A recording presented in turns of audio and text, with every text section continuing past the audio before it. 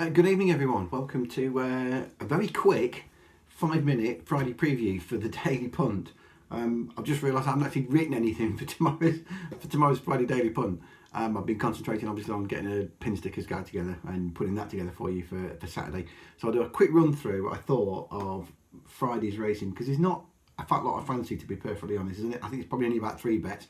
On saying that, the one that I do like in the top of them is a big price. So it's certainly worth pointing that one out.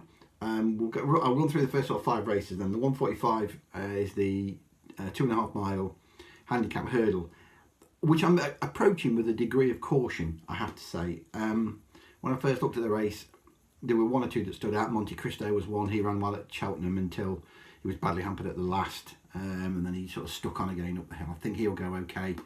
I can see Cateson going all right. He's got a decent record at the track. My old friend Jackamar, but I think the handicap has probably just about got him. And tying in with Jackamar is Strong Glance. Jackamar and Strong Glance were first and second here in October last year, I think, or November, one or the other. I haven't got the form in front of me, but one or the other. Where Strong Glance travelled like the best horse in the race, cruised through it, looked like he was going to win after the last, took it up, and then just got worn down by Jackamar on the running. The switch around in the weights today only got beaten a length, and I think he's about £12-13 better off for that. You'd expect Strong Glance to beat him. Now, I would Strong Glance will come off the back, which isn't ideal. Having watched today's racing, I think if you're going to come off the back, you really do need the pace to collapse. And I'm struggling to see where the pace collapses here, because I can't really see what's going to go on.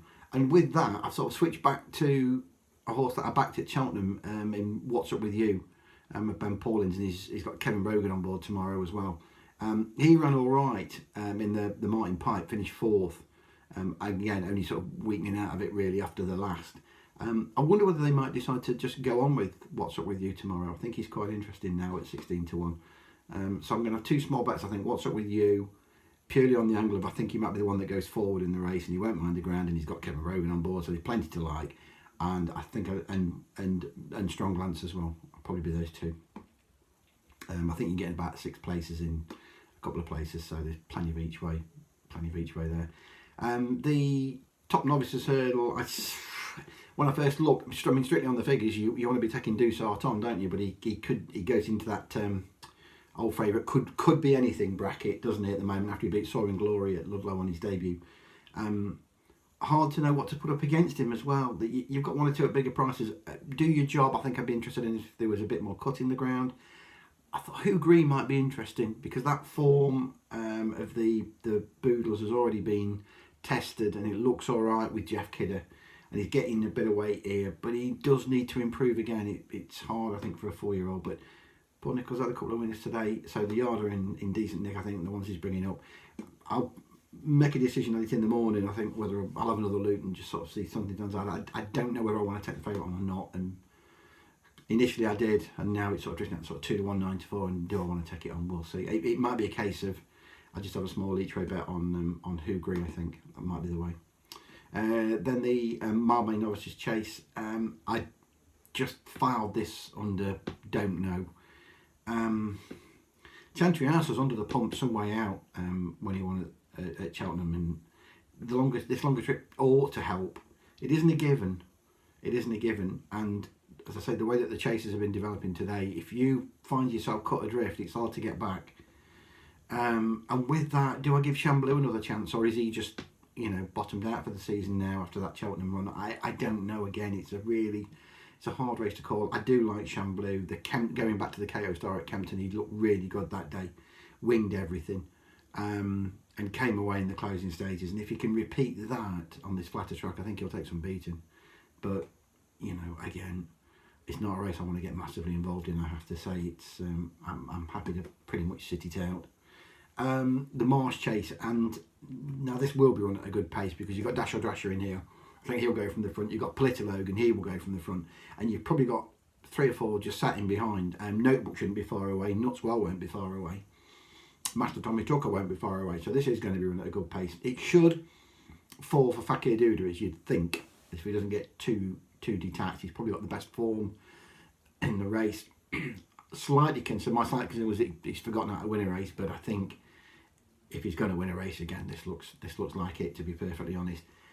If the Dead 8 stand up tomorrow, I might take a chance with Itchy Feet, as if he sort of keeps drifting out. He's 20 to 1 now, and you probably want all that because he's got to improve on what he's done. But he is a Grade 1 winner, don't forget. He is a Grade 1 winner. I saw him at Haydock last time. He was unfit. Bear with me. 1 minute. I'll ring you back in 1 minute. Ring you back in a minute. Cheers. Ta-da. That was Rory DeLargy on the phone. We're about to discuss Saturday's racing. So I apologise for Mr. DeLargy's interruptions. As I was saying, Itchy Feet at Haydock, he wasn't absolutely fit. He looked like he needed a run to me. I expected him to sort of finish 4th, 5th. That's what he did. We're back over fence. That was behind the third win, Liz Nagorska in the Stayers Hurdle trial, effectively. Back over fences today. Good ground, I think, is fine. Some of his better forms in soft ground, but I think he'll get away with it. And if he's fitter, if he comes on for that and he's fitter tomorrow, I actually think 2.5. This is his trip. So, if the Dead 8 stand, I expect him to come on a bit from Haydock. He has got to do that, but as I say, if the race could fall apart a little bit, so I think he's quite interesting. And the 405, the Topham. Now, having watched the Fox Hunters today, it's blindingly obvious that what you need is something that's up front, that jumps well, gets itself in a rhythm, and then you've got every chance. All the front four today were well up there, you know, with a lap to go almost. They were but all in the first 6.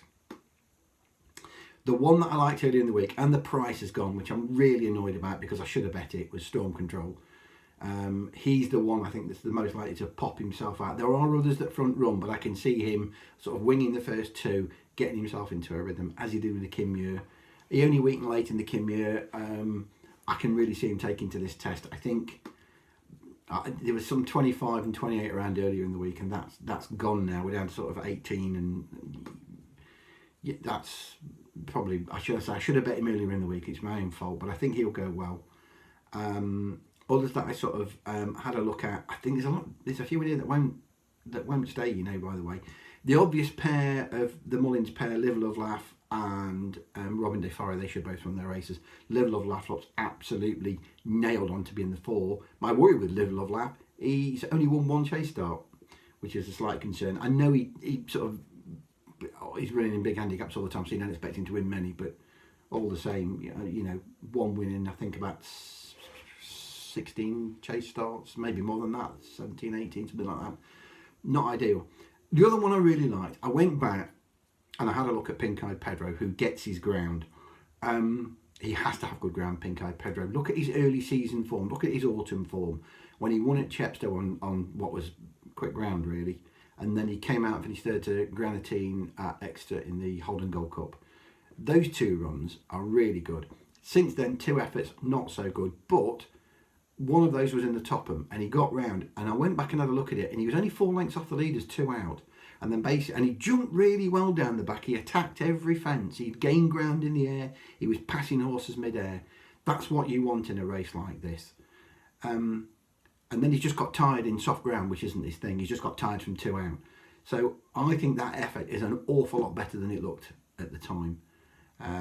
There was some 100 to 1 around earlier. I've had a bit of that. I've had a bit of the 80. I've had a bit of the 66 earlier in the week. I've probably bet him too many times, to be honest.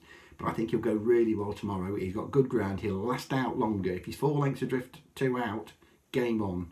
Game on. I think we've got a real chance with him. And it's also nice to see the sort of point that I made when I was talking to Rory earlier about David Bracer's horses. He's been out of form all season. But of his last 3, a couple of them have finished second. And Colorado Doc ran at Stratford week last Monday, I think it was, and I was there that day, and he looked $1 million. He really did look fantastic in the paddock. He really come in his coat, and he looked really fit, and he ran a much better race. So hopefully, David's horses are starting physically to come to themselves a bit more. And if that's the case, and it's the same with Pink Eyed Pedro, as I say, I think you'll get a really good spin for your money. 50, 66 to 1, I think, still around. I think that's a very fair each way price for him. So he'll be definitely on the shortlist as well. He's my first pick for the race, really, at the prices.